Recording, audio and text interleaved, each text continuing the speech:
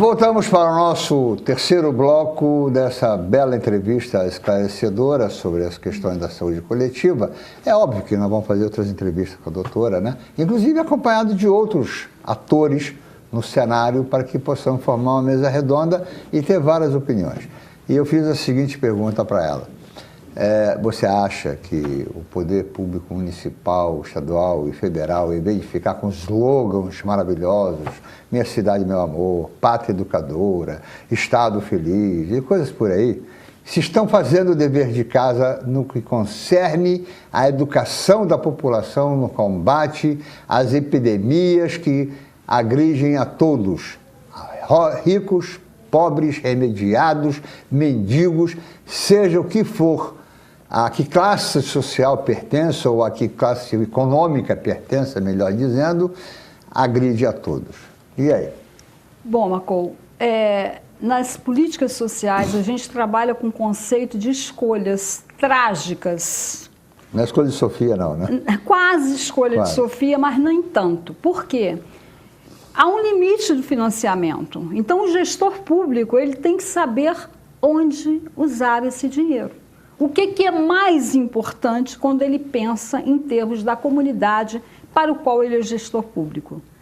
Nós sabemos nos nossos entes federativos, né, do federal, estadual e municipal, mas vamos pensar que a Constituição brasileira fala na descentralização, que é a municipalização, né?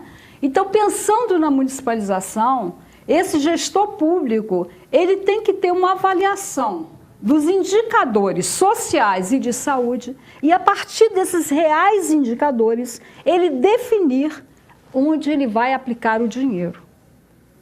E aí eu digo que no nosso país, infelizmente, não há primeiro uma avaliação correta, muitas vezes, dos indicadores sociais de saúde, para a partir daí definir e fazer um planejamento adequado das ações para combater aquilo que emerge.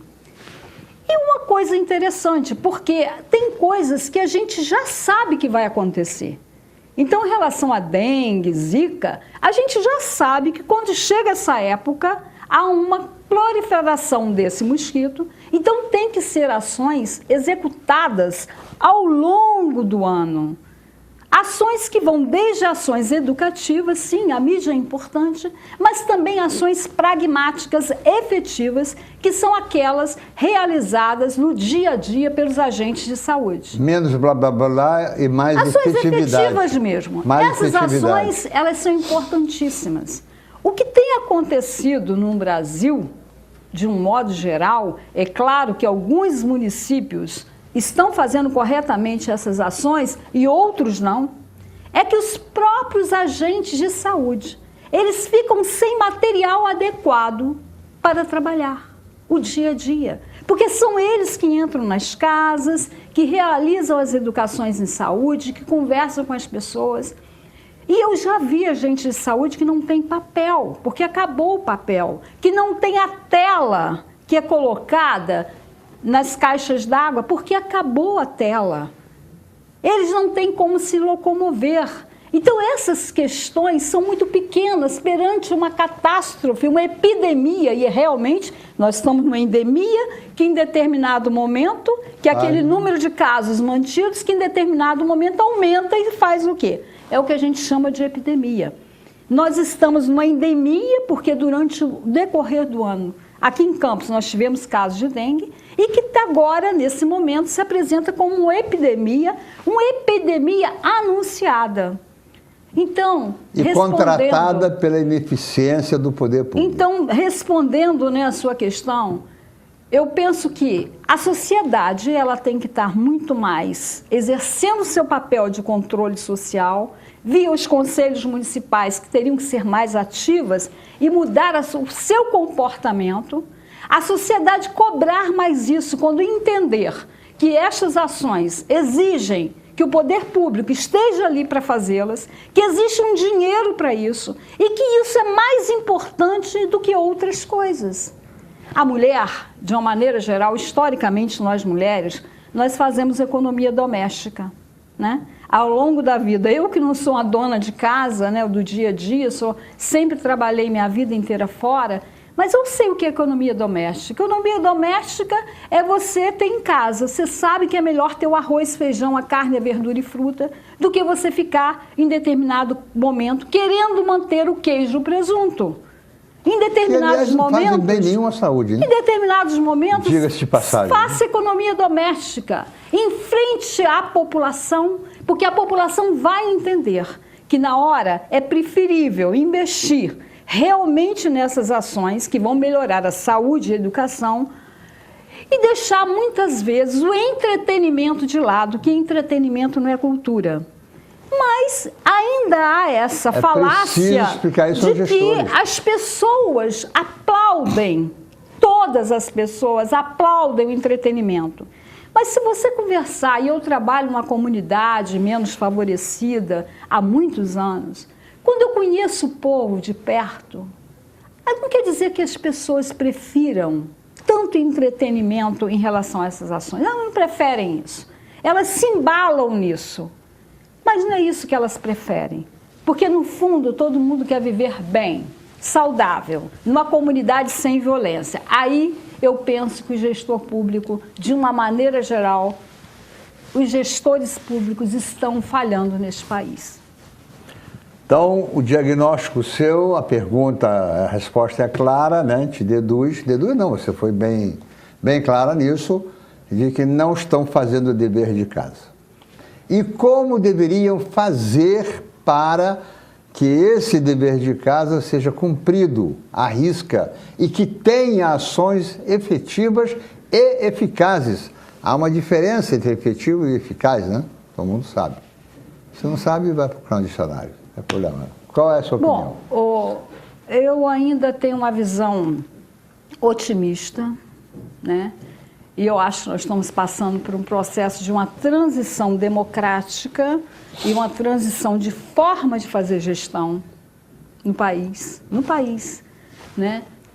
Estamos ainda talvez no primeiro... Transição que está levando mais de 50 anos, né? Talvez estejamos ainda, né, levando 50 anos e ainda no primeiro lance dessa escada. Mas eu penso que ela está sendo balançada e nós vamos passar por uma nova mudança quando a sociedade já começa a reconhecer que esse dinheiro público ele deve ser aplicado em uma coisa e não em outra coisa. Primeira coisa é essa. Segundo, a importância de termos assessores técnicos para os gestores públicos. Tem que ter uma assessoria técnica que vá avaliar os dados, os indicadores que a gente fala de saúde e sociais daquela comunidade, daquele município, e a partir daí fazer realmente um planejamento de ações. Ou seja, só interrompendo um pouquinho, em vez de nomear secretários de saúde, assessores, consultores, amiguinhos, ou que rezam na cartilha do executivo, tem que contratar pessoas qualificadas tecnicamente. É isso aí? Mas deixar isso bem claro para o nosso telespectador, porque a gente fala às vezes e a pessoa, não entendi bem não, então entenda diretamente. Contrata-se ou nomeia-se pessoas no Brasil inteiro, só em Campo não.